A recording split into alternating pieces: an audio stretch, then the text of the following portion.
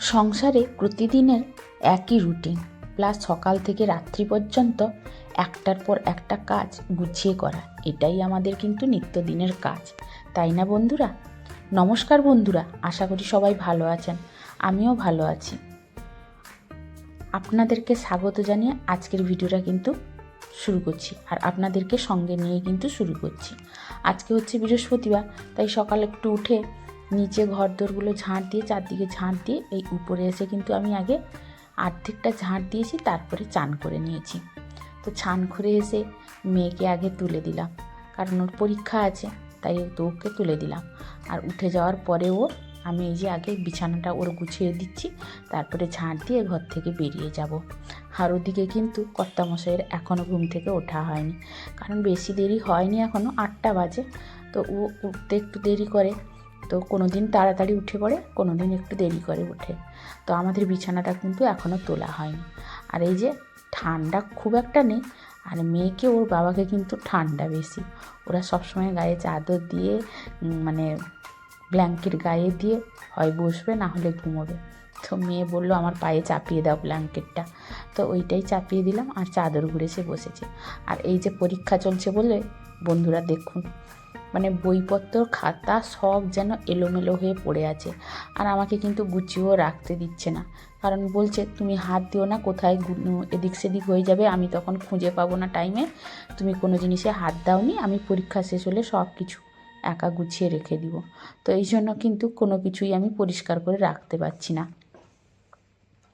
আর এই যে তার রুমটা পরিষ্কার করে ঝাঁট দিয়ে বেরিয়ে চলে এলাম। আর যেহেতু বন্ধুরা আমার বাড়িটা কিন্তু লম্বা টাইপের, মানে লম্বা, একদম পুরোটাই লম্বা, তো এই জন্য কিন্তু ঝাঁট দিয়ে দিতে আস্তে আস্তে অনেকটাই দেরি হয়ে যায়। আর এদিকে দেখুন, চান করে এসেছি, এই শীতের দিনে গায়ে হাতে কিছু মাখামাখি না করলে গা হাত পা কিন্তু খসখসে করে, আর আমার স্কিনটা একটু খসখসে, তাই জন্য একটু কিছু মাখতেই হয়। তো আমি কিন্তু এই ক্রিমটা মাখি, আর মুখে একটু পন্ডস মাখি, এইটুকুই মাখি, যা মানে এইটুকু বলতে গেলে স্কিন কেয়ার আমার, আর তেমন একটা কিছু মাখি না। আর যেহেতু শীতের দিনে ঠোঁটটা একটু নষ্ট হয়ে যায়, মানে খসখসে হয়ে যায়, তার জন্য একটু বোরোলিন বা লিপ বাম, এই দুটোই লাগাই। আর আমাদের আর নিজেদের শরীর বা মানে স্কিন কেয়ার করার মতো আর কিছু সময়ও নেই, আর করার মতো ইচ্ছেও নেই। তো যতটুকু পারি ততটুকুই করি, যেটা না করলে নয়। আসলে ছোটোবেলা থেকে গ্রামের পরিবেশে বড় হয়েছি, তাই এই সব জিনিস কিন্তু কিছুই জানতাম না, বা আমাদের বাড়িতেও এরকম কেউ কিছু করতো না। তো সেই থেকে একটা যে অভ্যেস হয়ে গেছে না, তো এখন আর মানে বিয়ের পরে আর সেইগুলো করার মতো আর ইচ্ছেও হয়নি কোনো দিন, আর করিও নি। আর ও কিন্তু আমাদের বাড়িতে বলতো যে এটা লাগাও ওটা লাগাও, তো আমার এত করার মতো ইচ্ছে আর এনার্জি থাকতো না। তো যাই হোক, আর বন্ধুরা আমার কিন্তু থাইরয়েড হওয়ার পর থেকে আমার মাথার কিন্তু চুল আর নেই, মানে যত যা করি না কেন কিছুতেই আর চুল থাকছে না, সেই যে চুল উঠছেই উঠছে। এই জন্য কিন্তু আমি কখনো খোলা মাথা রাখি না, কারণ চুল পড়ে গেলে না কোথাও ভাতে বা কোনো তরকারিতে ওরা খেতে চায় না।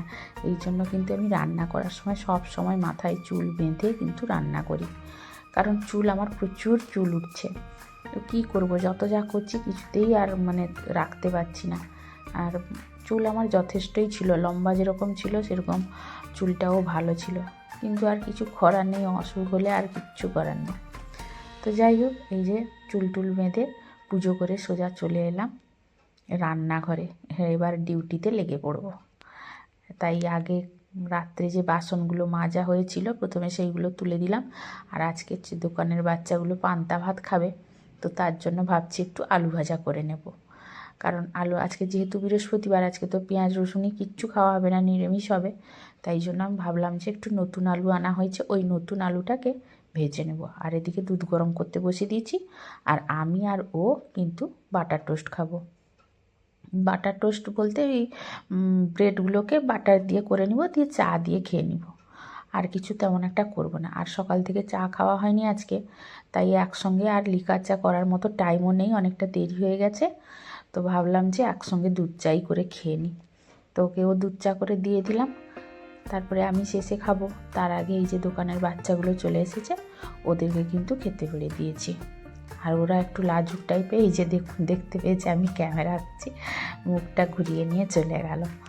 তো এরা চায় মানে ওই ছেলেটাই চায় না যে ক্যামেরার সামনে আসতে, এই জন্য বলে আমরা সবসময় নোংরা কালো হাত, আমাদেরকে তুমি কাকিমা দেখাবে, আমাদের মান সম্মান কিছু থাকবে না, তো তার জন্য আমি করি না খুব একটা।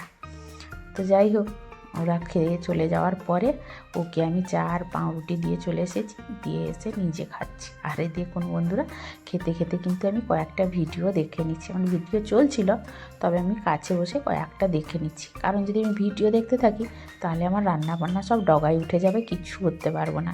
তো এই জন্য সেদিকে ভিডিও চলতে থাকে, এদিকে আমার কাজও চলতে থাকে।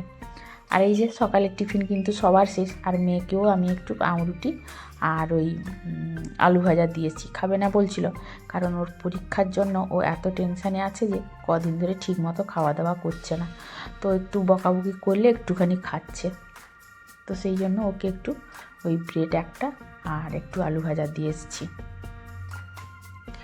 আর দিয়ে আসার পরে কয়েকটা বাসন ছিল, ওইগুলো মেজে নিলাম। আর তারপরে সোজা চলে এসেছি যে দুপুরে রান্না করব। ওকে একটু বললাম আজকে নিরামিষ তো হবে, তুমি একটু সবজি নিয়ে এসো। ভেবেছিলাম আজকে একটু সব রকম সবজি দিয়ে ডালমা করব, তো তাকে বলেছি সবজি নিয়ে আসতে, এদিকে আর মাথা থেকে বেরিয়ে গেছে আমার, আমি চট করে বসিয়ে দিয়েছি মুগ ডাল সেদ্ধ করতে। তো এই জন্য আর কিছু করার নেই, তো ভাবছি শনিবার নিরামিষ আছে, শনিবারে একটু ডালমা করব। আর এই যে মানে নিরামিষ ডালমা করব বলে সব রকম সবজি দিয়ে ও নিয়ে এসছে কুমড়োটা কিন্তু খুব সুন্দর। আর এটা কি বলুন দেখি বন্ধুরা, এটা আমরা তো এখানে বলি বড় আলু, মানে ওটা যেটা মাটির নিচে হয়, বড় আলুটাও খুব সুন্দর নিয়ে এসছে। আর পেঁপে নিয়ে এসছে, শাক নিয়ে এসছে, লাল শাক, আর ওই ধনে পাতা, মূলো শাক, আর একটু পানি ফল এনেছে, এইগুলো সব নিয়ে এসছে। তো এইগুলো রান্না করব।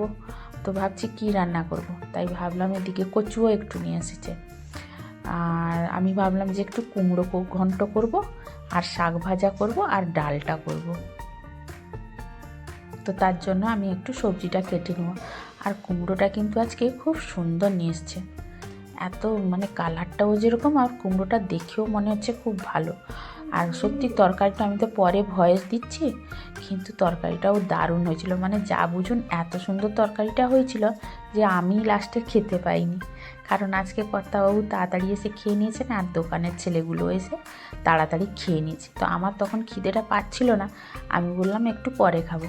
তো দেখি কুমড়ো ঘন্টটা কিন্তু সবাই খেয়ে নিয়েছে, আমার ভাগ্যেই জোটেনি। তো যাই হোক, সবাই খেয়েছে, এটাই ভালো লাগলো। আর এই কুমড়ো ঘন্টটা যে করেছিলাম আমি, এতে কিন্তু কুমড়ো, আলু আর ওই বড় আলু দিয়ে করেছিলাম, খুবই ভালো হয়েছিল। আর এতে আমি দিয়েছিলাম কি জানেন তো, একটু ঘি, মানে এই যে ঘিয়ের পোড়া অংশটা থেকে যায় না, ওইটা দিয়ে কিন্তু আমি করেছিলাম, আরও দারুণ টেস্ট হয়েছিল। আর ওই ঘি না দিয়ে, মানে যেহেতু আমি ঘি তৈরি করি বাড়িতে, তো ঘিয়ের যে পোড়া অংশটা থাকে আমি কিন্তু ওইটা নষ্ট করি না, আমি অনেক সময় শুকনো রুটি ওইটা দিয়ে খেয়ে নিই, তরকারি নিরামিষ হলে ওইটা মানে দিয়ে দিই, নষ্ট করি না, তো বেশ ভালোই লাগে। তো আজকেও সেই কুমড়ো ঘন্টতে ওই ঘিয়ের পোড়া অংশটা দিয়েছিলাম, বেশ ভালোই হয়েছিল। তো যাই হোক, আমি এখানে সবজি করতে করতে আমার আগের ভিডিওতে কমেন্ট করা কয়েকজন দিদি ও বোনেদের নামগুলো বলে দিচ্ছি। প্রত্যেকের নাম কিন্তু একটা ভিডিওতে বলা সম্ভব নয়, তাই কয়েকজনের নাম বলে দিচ্ছি। আর যাদের নাম বলতে পারছি না তারা কিন্তু কিছু মনে করবেন না। আর তারা কিন্তু প্রায়ই আমার প্রত্যেক দিনের বন্ধু, মানে তারা প্রত্যেক দিনই আমাকে কম বেশি কমেন্ট করে, তো তারা নিশ্চয়ই আশা করব কেউ খারাপ কিছু মনে করবে না। তো তাই জন্য কয়েকজনের নাম আজকে কিন্তু বলে দিচ্ছি। Asha Mondal, Sumi's time story, lifestyle with Rupali, Mahadev garden and Shahi kitchen, Swapna Neel, সামাজিক জীবন। আপনাদের প্রত্যেককে অসংখ্য অসংখ্য ধন্যবাদ এইভাবে আমার পাশে থাকার জন্য এবং আমাকে সাপোর্ট করার জন্য। আমিও চাইব যে আপনারা ভালো থাকুন, সুস্থ থাকুন। তো এই যে দেখুন কুমড়ো ঘন্টটা কিন্তু আমি বসিয়ে দিলাম, আর সেদিকে কিন্তু ভাতের হাঁড়িও বসিয়ে দিয়েছি। আর এত রাত্রে ভয়েস দিচ্ছি যেহেতু আমাদের রাস্তার সাইডে বাড়ি, হয়তো এই যে গাড়ি ঘোড়ার আওয়াজ কিন্তু আপনারা কম বেশি একটু হয়তো পাবেন, তো আপনারা সেটাকে কিন্তু ইগনোর করে দিবেন, কারণ আমার কিচ্ছু করার নেই। বলেছি বারবার যে আমার বাড়ি একদমই রাস্তার পাশে, তো সারা রাত্রি বলতে গেলে বাস, গাড়ি, মোটর সাইকেল, বিশেষ করে ওই যেগুলো ফটফট করে যায় ওইগুলো কিন্তু যায় মাঝরাত্রে। যেহেতু আমার বাড়ির সামনে দিয়ে দীঘা যাওয়া যায় না, তো ওই জন্য ওই গাড়িগুলো কিন্তু মাঝরাত্রেই বেশি যায় আর আওয়াজটাই হয়। আর অনেক সময় এই যে ভয়েস দেওয়ার সময়ও যায়, তো তাই জন্য কিছু আমার করার নেই। তো আপনারা নিশ্চয়ই একটু মানিয়ে গুছিয়ে নেবেন। আর এই যে বলতে বলতে আমার এদিকে কিন্তু কুমড়ো ঘন্টটা হয়ে গেল। আর এই যে দেখুন, যেটা বলছিলাম, ওই ঘিয়ের পোড়া অংশটা আমি কিন্তু দিয়ে দিয়েছি, কারণ এটাকে নষ্ট করতে আমার ইচ্ছে করে না। আর অনেক সময় আমি কিন্তু না, সত্যি কথা বলতে কি, খালি মুখেও খেয়ে নিই, আমাকে ভালো লাগে এটা খেতে। আর রুটির সঙ্গেও খাই, গরম ভাতের সঙ্গেও খাই, আবার তরকারিতেও দিয়ে দিই কখনো কখনো। তো আজকেও সেই করলাম।